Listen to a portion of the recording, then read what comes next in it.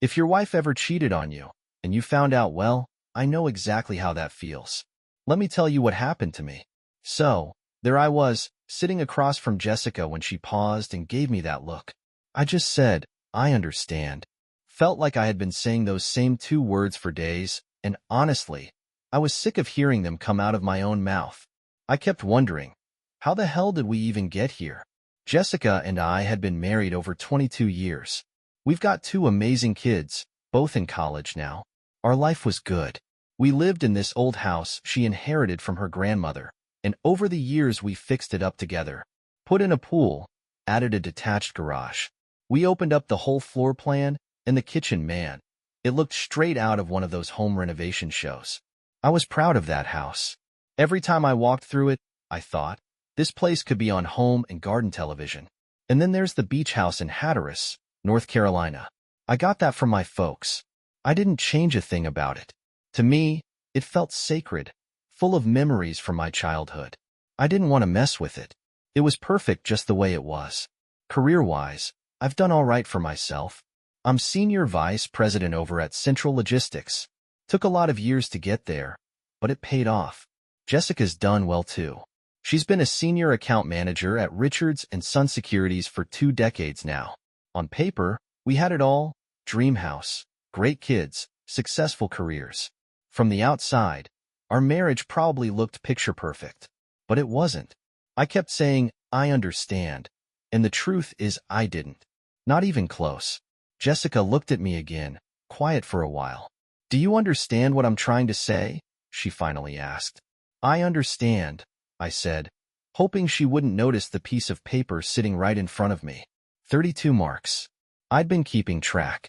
In just the past 2 days, I'd said, I understand 32 damn times. It's time we stop dragging this out, she said, her voice soft but firm. So, we're agreeing on this now, she added. That's when she hit me with it. I'm going to step outside our marriage, just once, to experience this.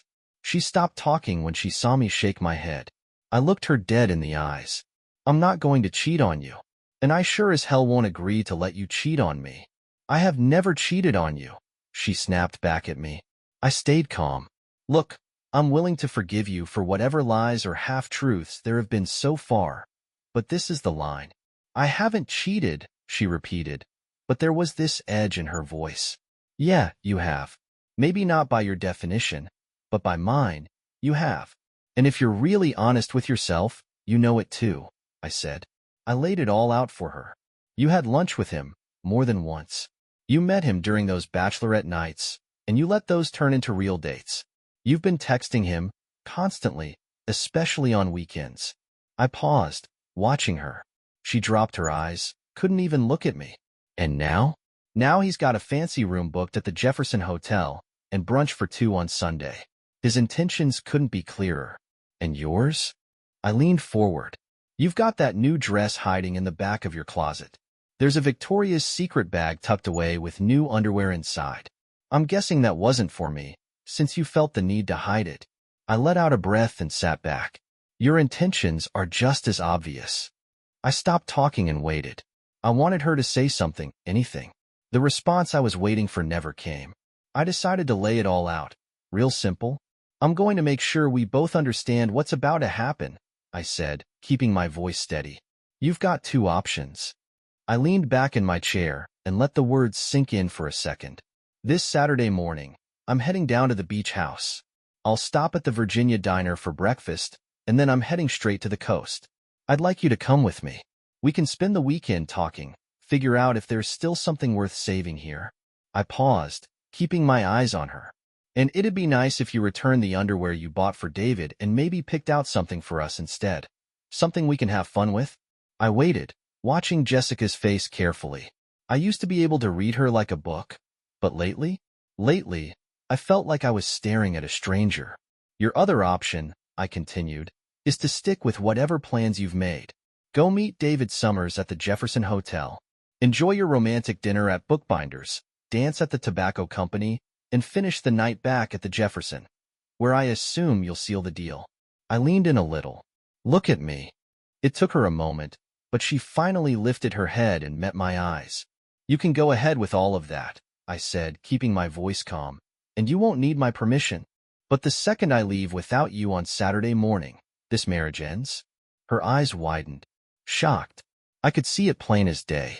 She opened her mouth like she wanted to say something, but before she could get a word out, I cut her off. In case you're wondering, I said, I've got friends. At your office. And guess what? You've got friends at work too.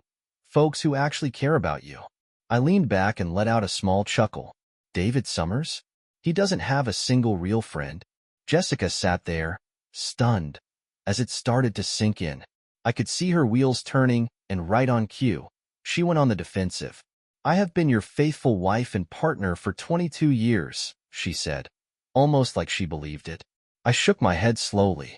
No, you were faithful for 21 years and 10 months. You've been cheating on me since that first lunch with David Summers.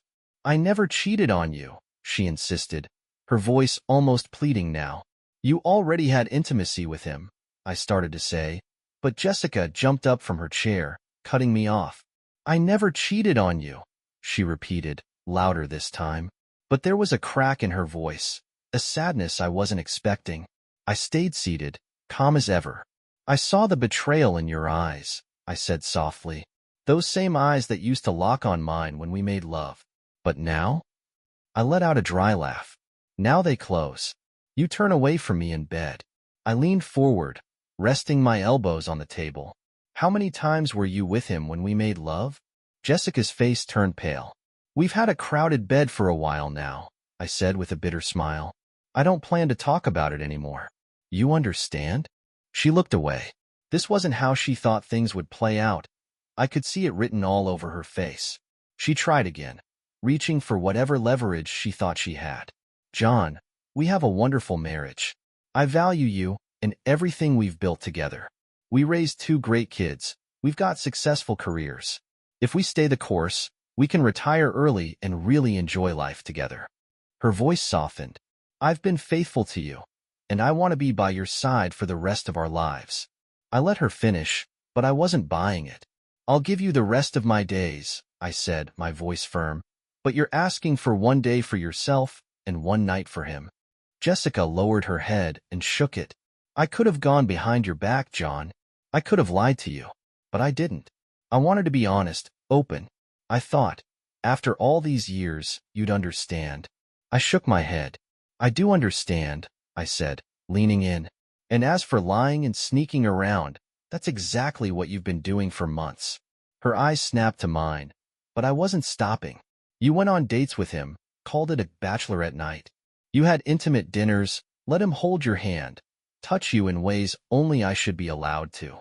I narrowed my eyes at her. And the worst part? You brought him into our bedroom. She flinched.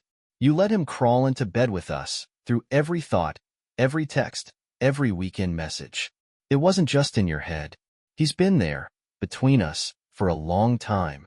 Jessica sat in silence, staring at the table. I waited. I was done talking. I sat there, watching Jessica, and I could tell she wasn't going to say a word. I leaned in, speaking slowly. Jessica, I know everything. How I found out doesn't matter. What matters is that you understand exactly what I'm saying. She just stared at me with that same look, like I was a stranger in my own house. I sighed quietly. It hit me then. She didn't really grasp what she was throwing away. I couldn't sit there anymore. I stood up, left the room, and went straight to our bedroom. I brushed my teeth and tried to settle in for the night, but I knew sleep wasn't going to come easy. Downstairs, Jessica sat still for a long time. I could hear the faint creak of the sofa when she finally moved. A minute later, I heard her on the phone.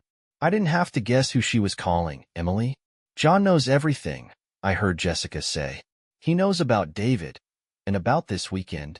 There was a pause, then Emily's voice drifted up faintly. That doesn't sound good. Please tell me you're canceling this. Jessica's voice dropped. I don't know if I can. I promised David, and he spent so much money on the weekend. Emily didn't miss a beat. Jessica, you made promises to John first. If you've forgotten, I haven't.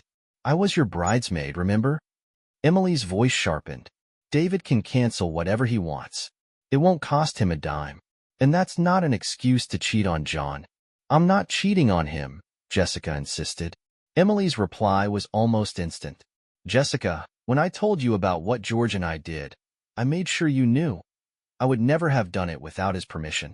And even then, we chose someone together. Someone we'd never see again. We thought we handled it the right way, but even so, it caused problems. Problems we're still dealing with. Her voice softened. But you? You're sleeping with someone you work with. And now you're trying to justify it. Jessica's response was barely above a whisper. I need this. I need to experience another man. Just one more time in my life. David is a nice guy, and the women at work say he's good in bed. Emily's tone shifted. Jessica, a good guy wouldn't sleep with a married woman. Think about what you're risking, just to be another notch on his bedpost. Jessica let out a small laugh. I won't be just a notch. David cares about me. I could almost hear Emily groan. Jessica, that's worse.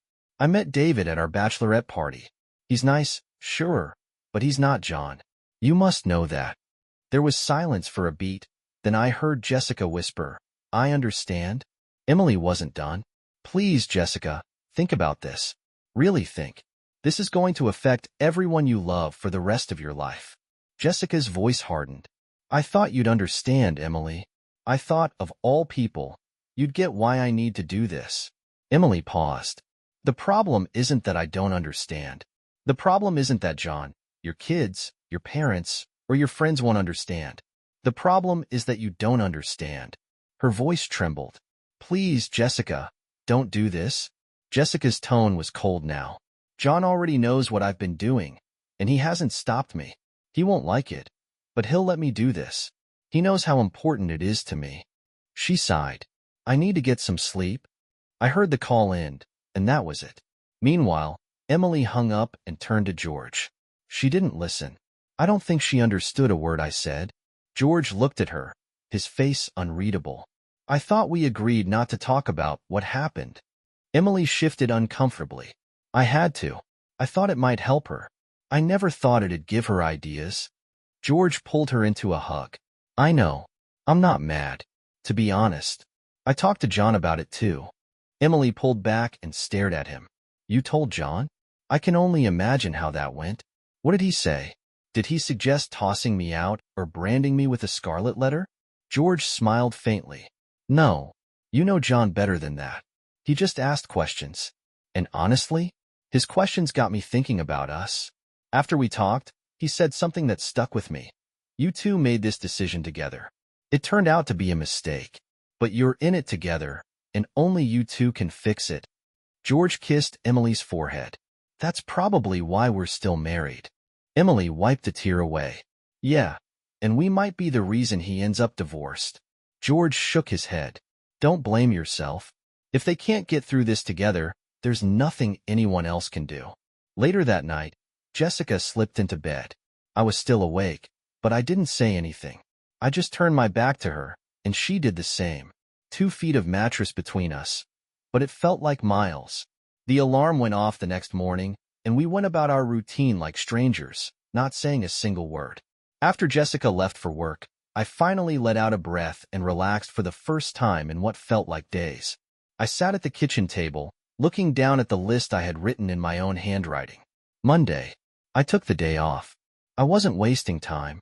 I walked through every room in the house, taking pictures, the living room, the kitchen, even the closets. I cataloged everything. I made notes of what I wanted to keep. This wasn't just stuff.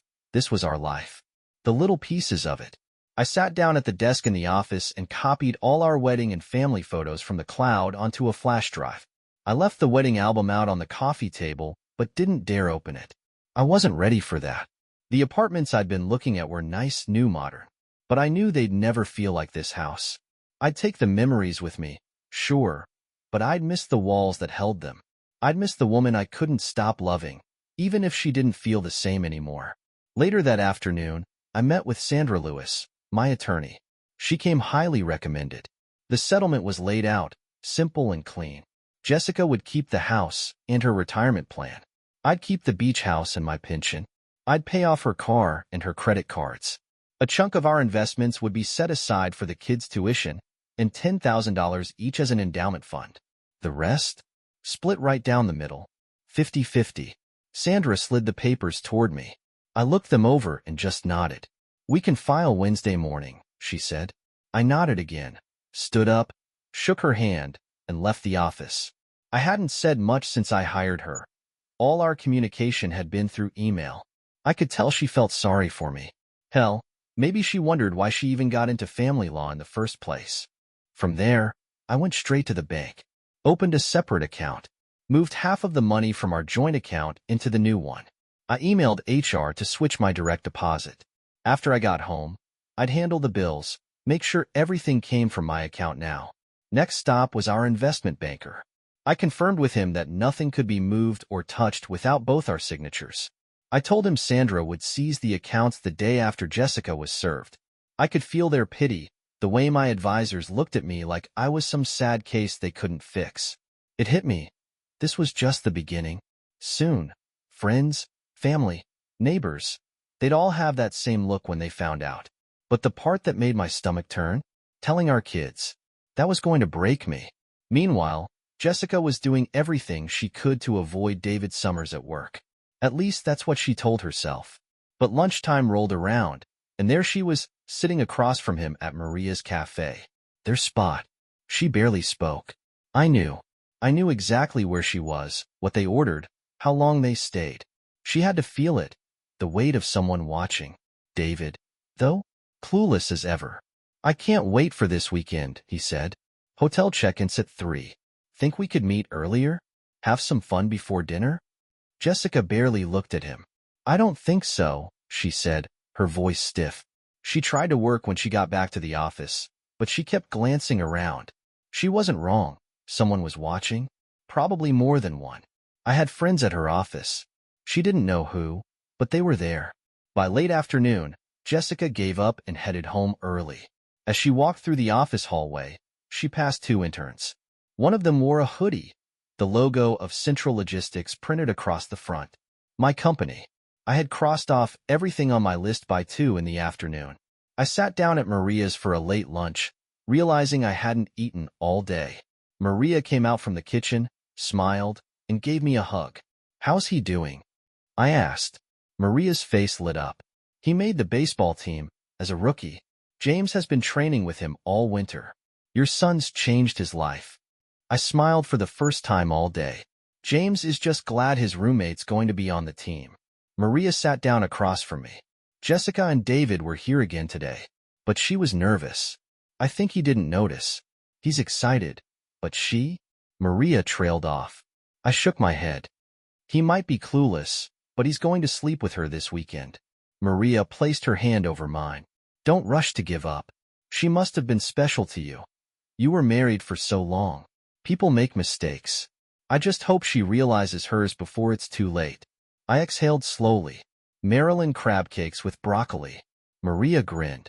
And a beer? Surprise me, I said. One of your pale Alesh. Jessica got home early that evening and started cooking. I could smell it from upstairs, my favorite dinner. I knew what she was doing. She wanted to talk, to convince me. She was still holding on to that hope that maybe, if I agreed to this one-time thing, everything would go back to normal.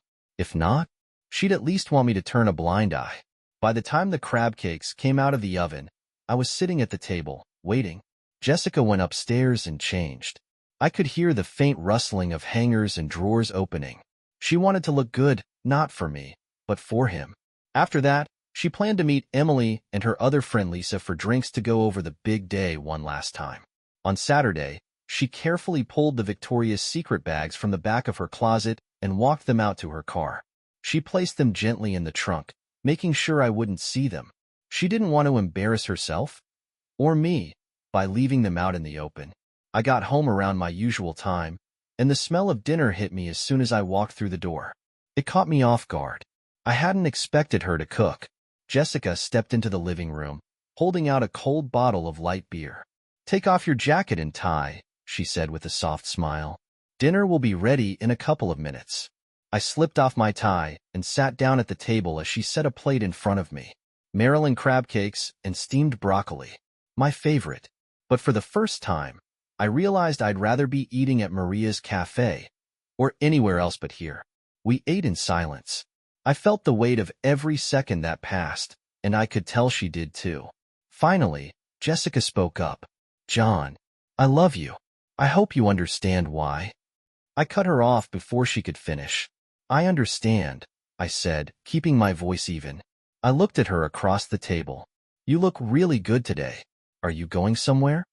She paused, surprised.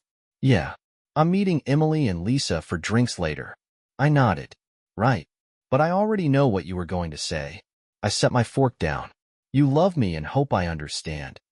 Jessica opened her mouth to say more, but I was already standing up, pushing my chair back. I've lost my appetite. I grabbed my beer as I left the table. Before walking out of the dining room, I turned back to her. You look really good for him. I guess you couldn't wait until tomorrow? I glanced toward the door. When you see David Summers tonight, tell him to drop dead for me. I disappeared into the living room. The TV flicked on, and the sound of it filled the quiet house. Jessica stayed at the table, her head in her hands. I could see her through the doorway. For the first time, she looked like she was second-guessing herself. After a few minutes, she got up and started clearing the plates. I knew that wouldn't last long. Her resolve would come back. She sat on the couch and texted Emily, "Can we meet earlier? I'm leaving in 5." I heard the front door close behind her. I stared at the TV but couldn't tell you what was on. 20 minutes passed, and I hadn't absorbed a single thing. It felt like there was a weight pressing down on my chest, making it hard to breathe. I reached into my coat pocket and pulled out the box. I popped 2 pills into my mouth and washed them down with the rest of my beer. First time in my life, I'd taken sleeping pills. I knew I wouldn't sleep otherwise, and I needed my strength for Saturday. Jessica got to the bar early and reserved a table for 3. She sat alone, watching people dance under dim lights. Men and women swayed together in that strange rhythm, seduction mixed with desperation. She could see it now. For the first time, it didn't look glamorous. It looked sad. Was this really her fate? Emily and Lisa saved her from her thoughts when they arrived. Jessica smiled weakly as they approached the table, but it didn't last long. Lisa sat down, eyes burning into her. What the hell do you think you're doing? Are you crazy? You're going to cheat on John with that piece of crap from work? What's wrong with you? Menopause? Pills? Or did you just hit your head? Jessica stayed calm. Good evening to you too, Lisa. I'm fine. How about you? Lisa just shook her head. Jessica turned to Emily. Your turn. Emily sighed, looking even more worn out. Jessica, you already know how I feel about this. I won't say more, because I can't be as polite as Lisa. Jessica smiled faintly. You think you can outswear Lisa? Emily shook her head. No one can outswear Lisa. But she left out some words: cheater, adulterer, idiot. Maybe the worst? Disappointment.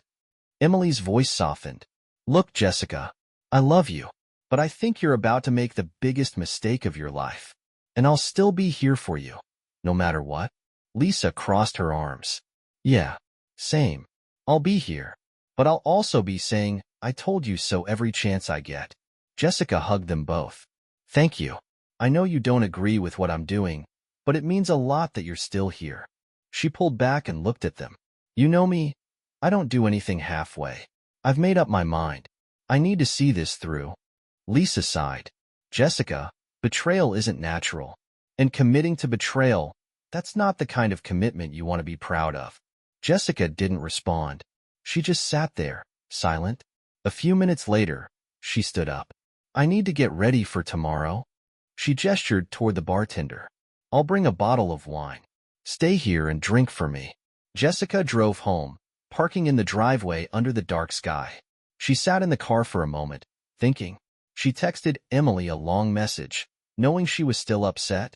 But Jessica also knew Emily would help her anyway. Jessica popped the trunk and carefully carried the Victoria's Secret bags inside. She couldn't leave them overnight. The cold would ruin them. She tucked them away in the downstairs closet and quietly climbed into bed next to me. Neither of us said a word. That night, I barely slept. I kept waiting to hear Jessica come back to bed, but she never did. By 3 in the morning, she must have given up on sleep too because I heard her head downstairs.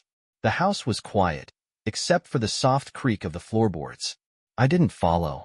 I just lay there staring at the ceiling, wondering if this was it. The night she walked out for good. Jessica must have seen the wedding album sitting on the coffee table. I'd left it there on purpose, but I hadn't opened it. Maybe part of me hoped she would. I imagined her sitting in the dim light, flipping through the pages. After just a few, I heard her break down crying. I could picture it, her face in her hands, tears running down her cheeks. By 5, I heard the shower running. I stayed in bed. She didn't come back. Instead, I listened as she moved quietly around the house. She pulled out a suitcase from the closet, placed something carefully inside, and carried it out to the car. I heard the rustle of a Victoria's Secret bag as she placed it next to the suitcase. I wanted to go downstairs, stop her, but I couldn't. Jessica left a note by the coffee maker. I heard the pen scratch against paper and a faint chuckle under her breath. A Dear John letter, I thought bitterly. The front door closed. I listened as her car pulled out of the driveway. I finally rolled over and looked at the clock. 6:15 a.m. I was alone. The thought hit me hard. She hadn't even waited for Saturday night. She was probably already in David Summers' bed. The image burned in my mind, cutting deeper than I thought possible. Had I pushed her too far? Should I have just let her have that one night, like she asked? She said she'd come back, promised to belong to me after it was over. But could I live with that? No. Even if she had come back, I knew I'd never look at her the same way again. I could live with her as the mother of my children, but not as someone who put another man ahead of me. After everything, 22 years of respect and loyalty, I deserved more than that. I got up and checked the bedrooms, hoping maybe she just slept in another room. But the house was empty. When I walked into the kitchen, I saw the note waiting for me. Please understand. That's all it said. I sank into a chair and stared at the paper. I felt the tears coming, but I didn't stop them. I was bracing for this, but some part of me had held on to hope. Maybe she'd change her mind at the last second. Maybe she'd stay. I started the coffee, took a long shower, and packed a duffel bag with a few clothes. I had no idea where I was going. Maybe the beach house. Maybe nowhere. By the time I was standing at the front door, ready to leave, I took one last look at the house. Our home. I turned off the lights and stepped outside. The cold air hit me square in the face, and I let it. Maybe it'd wake me up, knock me out of whatever fog I was in. I reached the car and realized the engine was already running. I frowned, opened the back door to toss my bag inside, and froze. Sitting in the back seat was her suitcase. The Victoria's Secret bag was tucked neatly beside it. I closed the door quietly and stepped around to the passenger side. Through the window, I saw her. Jessica was curled up, sleeping in the front seat. My hand hovered over the door handle. Tears welled up again. But this time, they weren't from pain. She stayed. I pulled open the door, and Jessica stirred, blinking as she rubbed her eyes. "Good morning," she whispered, her voice soft. "Morning," I replied, sliding into the driver's seat. After a pause, I asked, "How long have you been out here?" She checked her watch. "About 2 hours." I frowned. "Why didn't you come inside?" Jessica smiled faintly. "I couldn't sleep. I was afraid you'd leave without me." She pointed at the dashboard. I gassed up the car and bought us some donuts for the road. I lifted the box and peeked inside. "There's only 7. She laughed. "There were 12. I ate my share." I grinned, the first genuine smile I'd had in days. I grabbed one and let the sweetness melt in my mouth. "This will hold me over until we get to Virginia Diner. Country ham and biscuits?" Jessica shook her head. "I'm not dressed for Virginia Diner." I frowned. "Jessica, it's Virginia Diner. You can wear whatever you want." She smirked. "I know, but you can't wear almost nothing." Before I could ask what she meant, she opened her coat, revealing a deep purple lingerie set beneath it. My eyes widened. Jessica smiled. "It's almost nothing." I swallowed hard. "Is that coat new?" She nodded. "I exchanged the dress for this magnificent coat, and in case you didn't check the bag, I returned the other lingerie. I bought this set for us." Jessica leaned over and gently lifted my chin until my eyes met hers. "This," she said, and everything underneath is for your eyes and your eyes only. For all the days and nights of our lives. A lump formed in my throat. I'm sorry, John, for everything. You were right about almost all of it. But last night, I didn't get dressed for David. I got dressed for you. And I never slept with him, not once. I sat in silence, unable to find the right words. I couldn't look you in the eyes because I was ashamed of what I wanted to do, she said, her voice trembling. But I never went through with it. And I'm done planning it. I reached out and took her hand. Let's go home, I whispered. Jessica looked at me, her eyes soft and full of something I hadn't seen in a long time. Understanding. She reached out, brushing her fingers against my cheek. Now I really understand, she whispered. I kissed her, holding on to that moment like it was something fragile, something I didn't want to break. We had a long road ahead, and I knew repairing the cracks in our marriage wouldn't happen overnight. But for the first time in months, I felt hope. As I drove past Virginia Diner, I glanced over at Jessica. She had drifted back to sleep, her head resting against the window. The steady hum of the highway seemed to lull her. I kept thinking about everything that had happened. I wasn't perfect, and if we were going to lay everything out, I needed to tell her the truth too. There was something I'd never shared. Something from 7 years ago. That night in San Francisco, I was there for a corporate meeting. One of those big quarterly ones that came with a lot of handshaking and late nights. At the time, I was head of my department, working on something huge for the company. Foreign competitors were buying up American firms left and right.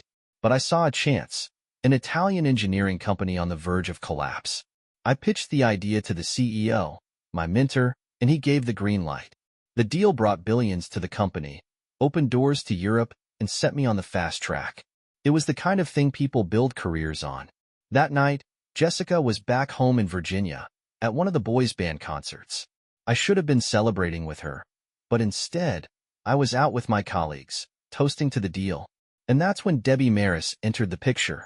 She worked in marketing, and we'd known each other for years. Friendly, harmless, or so I thought. But that night, the drinks flowed a little too freely, and before I knew it, we were dancing. Much closer than a married man should with anyone but his wife. At one point, she led me toward her hotel room. For the first time that night, I thought about Jessica, about the life waiting for me back home. I stopped at the door, staring at Debbie, and suddenly I couldn't think of a single reason to step inside. I took 2 steps back. Then I ran, literally ran to the elevator. I remember standing under the shower, scrubbing away the scent of Debbie's perfume like it was poison. It was 1 a.m. in Richmond, but I didn't care. I called Jessica.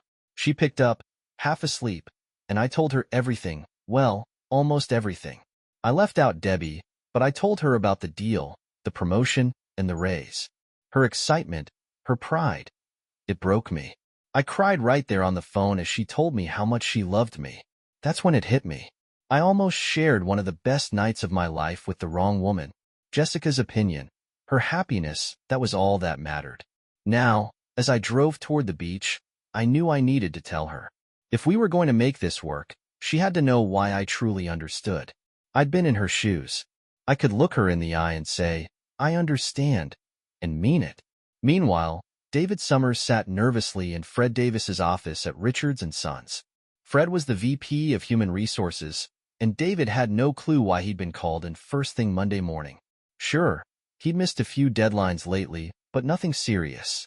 He figured he could catch up, but this meeting threw a wrench in his plans. He needed to talk to Jessica, find out what happened over the weekend. Not only had she set him up, but she'd sent Emily and Lisa to handle him. David shifted in his seat, remembering Lisa's face as she tore into him. The woman didn't hold back. His father had been in the Navy for 25 years, but even he couldn't swear like Lisa. She'd humiliated him right there in the lobby of the Jefferson Hotel. Security didn't even step in. David's eyes drifted around Fred's office until they landed on a family photo sitting on the desk. His stomach dropped. Fred's smiling wife and 3 sons stared back at him from the frame. And there, right in the middle, Lisa Davis. David swallowed hard. Now he knew exactly why he was here. What would you do if you were in John's shoes? Would you forgive her? Could you rebuild what was broken? Let me know your thoughts in the comments. Hey, thanks for being here. Make sure to subscribe to Deceived Buddy so you don't miss any new stories. And as always, see you in the next video.